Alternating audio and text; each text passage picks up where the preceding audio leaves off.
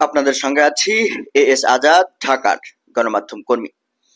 দেখুন, আগামী ফেব্রুয়ারিতে জাতীয় নির্বাচন অনুষ্ঠিত হতে যাচ্ছে। ঠিক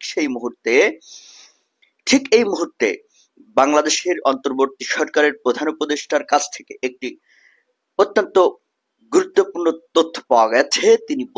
তিনি আশঙ্কা প্রকাশ করেছেন আগামী জাতীয় নির্বাচনে একটা বড় ধরনের সমস্যার সৃষ্টি হতে পারে, বড় কোনো পক্ষ আক্রমণ করতে পারে, এরকম একটা কথা তিনি প্রকাশ করেছেন।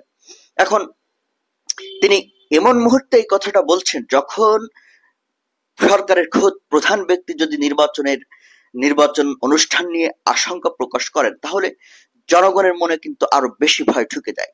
এখন তিনি যে এই আশঙ্কা প্রকাশ করলেন, এই আশঙ্কা প্রকাশের ব্যাপারটি কিন্তু জনগণ সত্যি অত্যন্ত ভয়ের সঙ্গে নিয়েছে এবং সরকার একই সঙ্গে আশ্বাস দিয়েছে যে আশঙ্কার কোনো কারণ নেই, নির্বাচন সুন্দর এবং সুষ্ঠু অবাধ হবে এবং এটা ইতিহাস সৃষ্টি করবে। পাশাপাশি এই যে আশঙ্কার কথাটাও থাকছে, এজন্য জনগণ কিন্তু খানিকটা দ্বিধান্বিত। আসুন আমরা জানি প্রধান উপদেষ্টার পক্ষ থেকে কি বলা হয়েছে।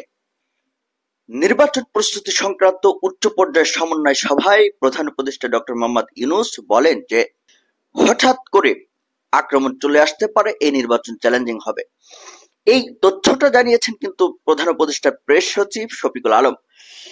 ওই সভা শেষে প্রধান উপদেষ্টাকে উদ্ধৃত করে সংবাদ সম্মেলনে প্রেস সচিব শফিকুল আলম বলেন যে হঠাৎ করে আক্রমণ চলে আসতে পারে, এই নির্বাচন চ্যালেঞ্জিং হবে। যত ঝড় ঝঞ্ঝায় আসুক না কেন, আমাদের সেটা অতিক্রম করতে হবে। অর্থাৎ একটা সুনির্দিষ্ট চ্যালেঞ্জের কথা কিন্তু সরকার জনগণকে জানিয়ে দিচ্ছে। এক প্রশ্নের জবাবে প্রেস সচিব বলেন,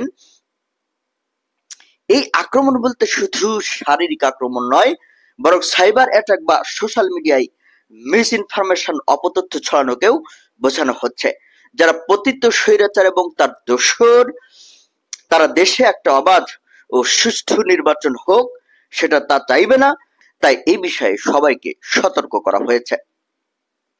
এখন প্রধান উপদেষ্টা এই যে আশঙ্কা করলেন, এই আশঙ্কার ব্যাপারে কিন্তু একজন রাজনৈতিক নেতা কথা বলেছেন। জাতীয় নাগরিক ঐক্যের সভাপতি মাহমুদুর রহমান মান্না